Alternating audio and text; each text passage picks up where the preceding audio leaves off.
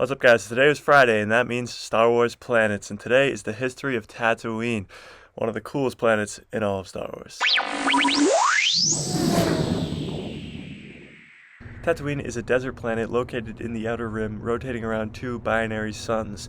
And of course, we've seen these binary suns all over the place. One of the most iconic scenes in Star Wars is Luke looking up at the binary suns.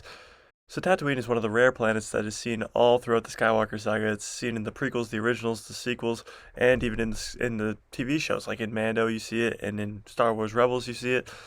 It is one of the coolest planets in Star Wars. Because if you were ever asked who's the main character in all of Star Wars, you'd probably say Anakin or Luke Skywalker.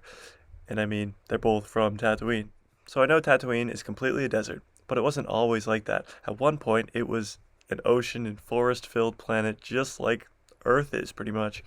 But for some unknown reason, it transferred to a desert planet. Still don't know why, hasn't been explained in canon, but it at one point was a forest and ocean planet. The native people to Tatooine are, of course, the Jawas and the Tusken Raiders.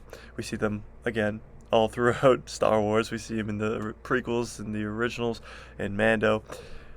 The Jawas are pretty cool. They're the short guys that go around in the Nightcrawler, and you see them in Mando, and it's who Luke buys R2 and C-3PO off of. The Tusken Raiders are the guys who hit Luke over the head, who go, and you see them in the prequels because they try and shoot down Anakin in the pod racing, which is one of the hardest levels in any video game ever in LEGO Star Wars. Prove me wrong. And they're just used to living in the sand dunes in Tatooine in between towns. They don't even live in towns, they just live in the nature of Tatooine. More recently in the history of Tatooine, we know that the Hutt clan has ruled over the underworld in the Outer Rim, especially, and Jabba the Hutt had his palace on Tatooine.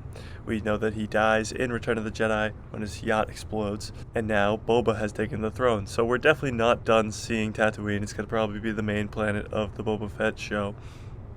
And I'm all for it. Tatooine is one of the coolest planets, although it is just 100% completely desert, like a lot of the planets are in Star Wars. They're just 100% one biome, which is pretty strange, but it is a cool planet. And one of the coolest scenes ever is, of course, the bar scene.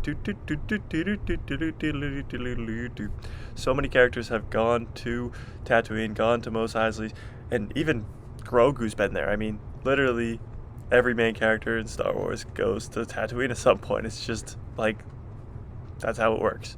There's also a lot of wildlife on Tatooine. We've seen Sarlacc pit, ate Boba. Krayt dragon, saw in Mando, is the only thing that can eat a Sarlacc pit, and the Krayt dragon was pretty cool. We saw it in Mando, Season 2, Episode 1, but that was not the first time we saw a Krayt dragon or heard the noise of a Krayt dragon. We saw the skeleton of a Krayt dragon in A New Hope when C-3PO was walking through the desert after him and R2 split up when they land on Tatooine. And we hear Obi-Wan use the call of a Krayt dragon to scare off the Tusken Raiders when they are looking over Luke and about to take Luke. And you hear all about these Womp Rats that Luke was hitting with a slingshot, and he's the best shot in the galaxy. So there's a lot of wildlife on Tatooine, although it is a desert planet. So you can't have a planet without water. So how do they get water? So that is what Uncle Owen does. He is a moisture farmer, and what they do is the moisture farms suck the moisture out of the atmosphere to get water. So all the people who aren't in the town and have their moisture farms are just getting water from the atmosphere, and that's how they get water.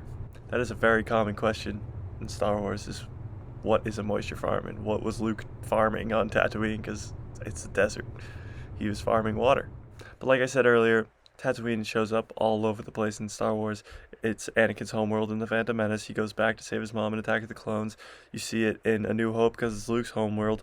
You see it in Star Wars Rebels because Darth Maul goes to fight Obi-Wan on Tatooine. You see it in The Mandalorian. You see it in Season 1 and Season 2. And you see it in Rise of Skywalker when Rey goes back and buries the two lightsabers at Luke's old moisture farm. So if you like this video and you like Star Wars planets, this is actually a series. My first video was last week and it was on Mustafar. Next week I'll be doing Hoth, and so on and so forth until I get through all of the Star Wars planets, which there is a lot of. So it's going to be a fun series, and I hope you guys like it. So if you like this video, smash that like button, hit that subscribe, and hit that bell if you want to get notified for all the videos that I have coming out all throughout the week. But every Friday is going to be Star Wars Planets Day, and there'll be new Star Wars planet every day until I run out of Star Wars planets, which is going to be a while. So have a great rest of your day, and may the Force be with you always.